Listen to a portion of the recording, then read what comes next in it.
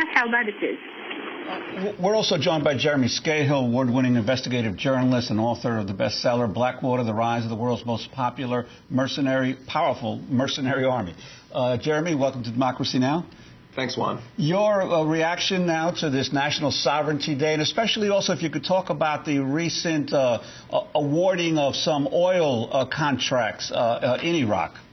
Right. I mean, this is a very contrived sort of hallmark holiday here. I doubt that decades from now, many Iraqis are going to be, telling their grandchildren where they were on National Sovereignty Day. I mean, remember the whole stumbling of President Bush when he declared Iraqi sovereignty. He talked about the definition of sovereignty as a sovereign entity. Paul Bremer already officially handed over sovereignty to the Iraqis 5 years ago, and yet we have 130,000 U.S. troops that remain in the country.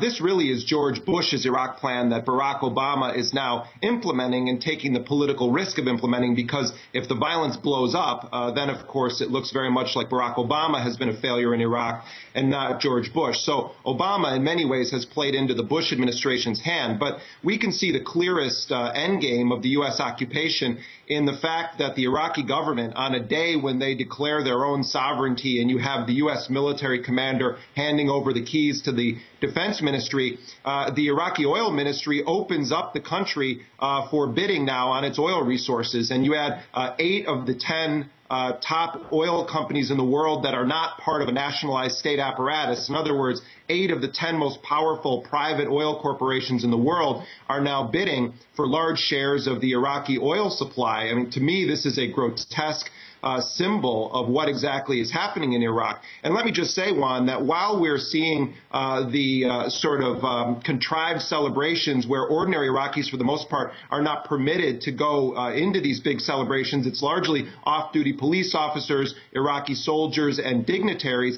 The reality is that U.S. soldiers are simply going to the outskirts of the cities and could easily go in to strike at them. General Ray Odierno, the top U.S. military commander there, would not be clear on how many U.S. soldiers are going to remain in the region. At the end of the day, the U.S. has a massive 80-football field-size embassy.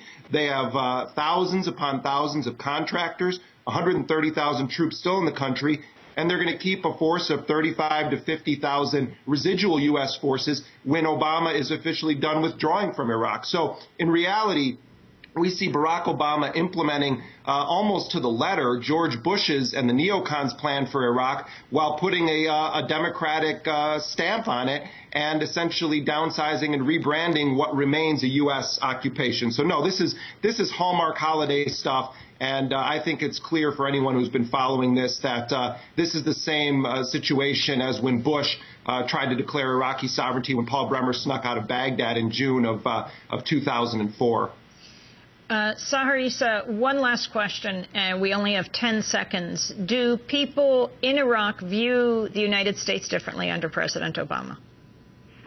I beg your pardon, come again. Do people view United States differently under President Obama than Bush?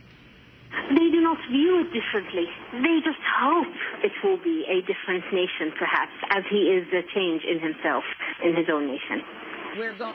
We will leave it there. Sahar Issa, Iraqi reporter working with the Baghdad Bureau of McClatchy Newspapers, and Jeremy Scahill, who is reporting on this at rebelreports.com, author of Blackwater, The Rise of the World's Most Powerful Mercenary Army. Update on the situation of the Free Gaza ship. Of the number of people who have been arrested, it looks like 2 people have been released of about 19 people. Among those who have been detained by the Israeli government are former Congress member Cynthia McKinney. DemocracyNow.org, our website. Democracy Now! Produced by Mike Berkshire, producer Aaron Mate. I'm Amy Goodman, Juan Gonzalez. Thanks for joining us.